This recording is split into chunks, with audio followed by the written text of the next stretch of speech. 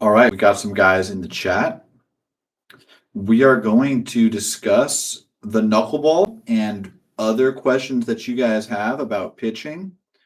And I'll keep answering questions as long as I feel like they're good questions and before I have to go. So put the questions in the chat. Or I'll just start ripping on the knuckleball a little bit. So why do we want a knuckleball? All right. Does anybody know? Why is the knuckleball the most powerful pitch? Someone put it in the chat. Let's see. Does anybody know why the knuckleball is the most powerful pitch? The knuckleball is the most powerful pitch because the movement is totally random. We know that it's the most powerful pitch because there's been Hall of Famers that have used the knuckleball 80, 90% of the time, and they have been able to be Hall of Famers with only 70-mile-an-hour fastball. So think about that. Is there any other pitch that you could throw every single time? You could tell the batter you're throwing that pitch, and they still can't hit it. Okay. Think about what that means. This is a pitch that's not even fast. So most arms are able to throw it hard enough that you could throw every pitch and the batters can't hit it. So it's by far the most powerful pitch. Can you show how to throw it in a good grip? Absolutely. That's what we're going to be talking about. So for my grip right here, I'm like this. So look at a couple of things. My thumb and ring finger basically on the sides of the ball like that. And then I'm going to curl these fingers up and I'm going to have it on my fingertips like that. Do you guys see that? The goal of the knuckleball is that it comes out those fingers right there at the end so that it's not spinning. So a lot of guys, when they throw the knuckleball, it'll catch the thumb, it'll, catch the thumb down there, it'll catch a ring finger, they'll get on the side of it there. That's where you're getting your spin. So that's the goal of it, but it takes a lot of practice, and that's thousands of hours of practice. How to throw a gyro ball. So what is a gyro ball, Connor? A gyro ball is a pitch that's going to have gyroscopic spin just like this. So how do we throw a gyro ball? We have to get on the side of it and pull down to get that type of spin right there. So a gyro ball is actually a type of slider. Not everybody knows that. So a slider is going to be a pitch that, has like a dot on it. It's going to be 0 to 30% spin efficiency. A gyro ball is going to be 0% spin efficiency, or as close to 0 as we can get it. So that's a good question. Any other questions, guys? We've only got a few guys in here. I'll probably only going to be on for a few more minutes. I've got to go, but I want to make sure that we're helping you guys out. Connor, what other question do you have? Put it in the chat right now. What other question do we have here? All right, let's see. Want to make sure that we're taking care of our community because now we're building a following. We got 13,000 followers on YouTube, 84 on Instagram, almost 50 on TikTok. Did you ask me that on TikTok? Are you the same guy? You're going to have to talk to Dr. Keith Levinson. He will be able to help you. And then you're going to also need to learn the knuckleball. There was a guy, Connor. I don't know if that was you. I was on Instagram Live, and he was saying the same thing. His arm feels like beefy cheese. So I don't know if that's you, but there was a guy that was saying the same thing. So we have a doctor that I partner with, and he helps with shoulder rehab, with elbow rehab, stuff like that. And so,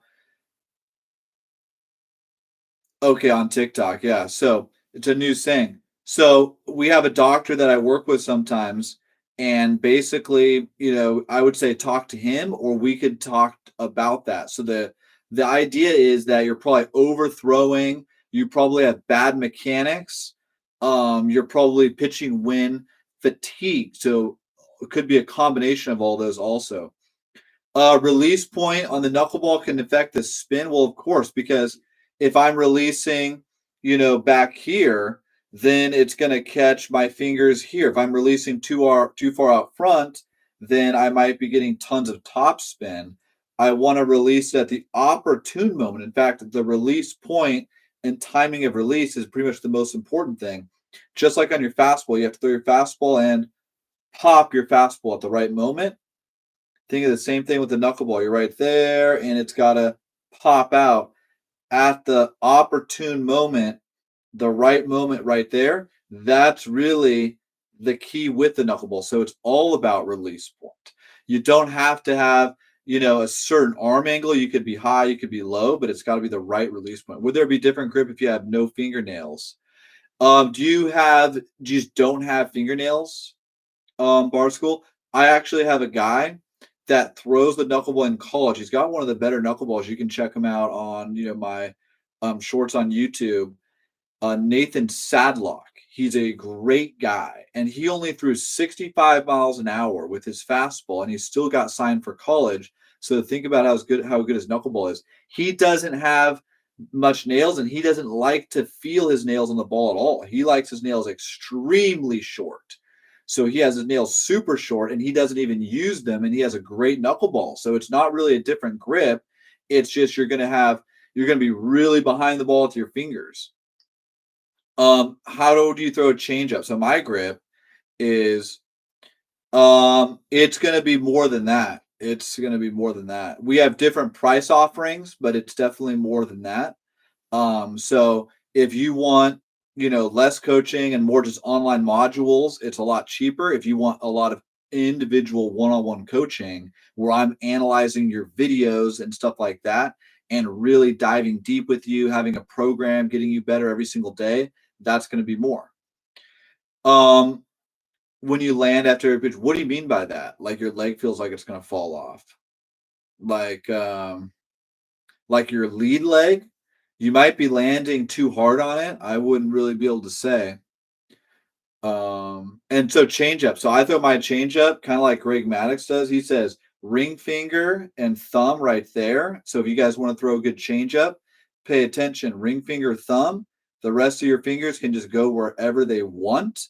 And then that's the start of a changeup. So start throwing it like that. That's how Greg Maddox, who had probably the best changeup ever, that's his key for his grip. And then if you want to take more speed off, you can get it a little bit deeper right there. Some guys do a little circling action there to take more speed off and to get movement. But for Greg Maddox, who had the best ever, it was just ring finger, thumb right there. That's the starting point. And then go from there. So that's what I would say to you guys as a simple grip for your changeup. And then you can build off of that. Yes, very good. I read R.A. Dickey's book too. And he needs to stay compact when throwing the knuck. So the idea, yeah, that I think R.A. Dickey's book was helpful for me too. Basically, you want as little variability as possible with the knuckleball. So that's why you want your nails the same every time. Guys that have good mechanics can throw a knuckleball usually pretty easily. So I don't know if you guys know George Kirby, great mechanics. He's an incredible strike thrower, probably the best command in baseball. He throws an insane knuckleball. And to honor Tim Wakefield, he struck a guy out with his knuckleball. It was nasty. And so Greg Maddox could probably throw a good knuckleball. Guys with good mechanics can throw good knuckleballs. You don't want your mechanics going everywhere like that because then it's hard to be consistent with your release out front, which is the key.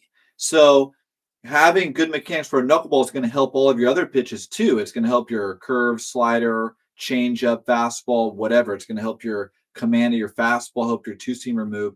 So the knuckleball is a tremendous thing for helping everything. But basically, that's what he means. Good mechanics where I'm compact, I'm not all over the place, and then I'm through that door frame out here, through the middle, reaching out to the target. That's so key. Reaching out to the target. That's another thing, too, is reach out and set it in the catcher's mitt.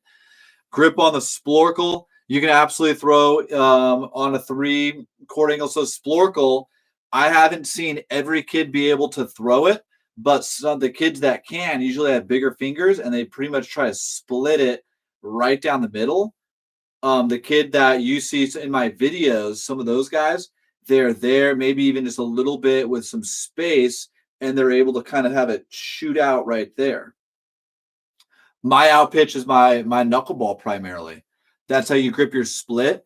And so not everybody can throw a splorkel. So if you want to throw, try to throw a splorkel, try maybe getting more space there and letting it come out with no spin. But everyone has different hand sizes, and so splitters are all going to be different. So there's splitters, fork balls, ghost forks. They call Roki Sasaki's the dragon fork. There's splorkel, stuff like that. And also think about it, a lot of different splitters work. So they don't all have to be the same. So your splitter is insanely nasty and you might never need a splorkel. And so I don't know that I haven't seen it, but look at how major leaguers are getting different spin and then, see what you're doing and see if you have to, move a finger or anything like that to get different spin on your split. I have a few more minutes, guys. Any other questions that you guys have? And I want to make sure, like I said, that I'm taking care of you guys, making sure that you guys are getting better. We want this to be by far the best pitching channel for guys that are trying to get better without blowing out their arm.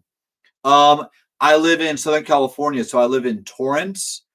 Actually, Redondo Beach, but I do lessons in Torrance. So it's like South LA County. For me, 12-6 curveball, I have my middle finger and thumb basically splitting the ball in half. And then this finger I like to have just kind of like right on top right there.